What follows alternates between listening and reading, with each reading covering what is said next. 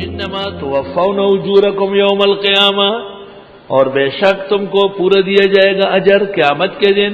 یعنی مسئلہ جینے مرنے کا نہیں، مسئلہ یہ کہ اجر ضائع نہ ہو جائے. فَمَنْ زُحْزِحَ عَنِ النَّارِ، جس کو بچا لیا گیا آگ سے، زُحْزِحَ بُعِدَ، زَحْزَحَ یُزَحْزِحُ مزید سے ہے، زَحْزَحَ یُزَحْزِحُ کے معنی آتے ابعد یبعد، المزحزح ای المبعد. پس جس کو دور کیا گیا جہنم سے، وَأُدْخِلَ الْجَنَّةَ، اور داخل جنت کیا گیا، فقد فاز، پس وہ کامیاب ہے. اس سے رد ہے ان صوفیاء کا جو کہتے ہیں ہمیں نہ جہنم کا ڈر نہ جنت کی خواہش. یہ نصوص کا انکار ہے، یہ قرآن کے ساتھ مذاق کرنا ہے.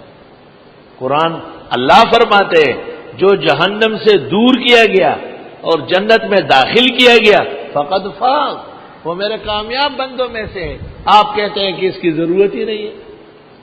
اور بعض صوفیاء سے منقول ہے کہ جو جہنم سے ڈرے وہ بزدل ہے، جو جنت کی خواہش کرے وہ کتا ہے. ہمیں تو نہ بزدل ہونا ہے اور نہ کتا بننا ہے، ہمیں تو اللہ کے یہ سب مبالغہ، مریدوں کو دھوکہ دینا اور جہل بالقرآن و سننا ہے. علماء کا فرض ہے کہ ایسے بے دینوں کا برملا رد کریں تاکہ عوام مسلمین ان کے شر سے بچے. جنت مطلوب اور مرغوفی ہے، جہنم ناگفتبے ہے، ناپسندیدہ ہے. تمام معصور دعاؤں میں جنت جانا اور جہنم سے بچنے کی دعا ہے.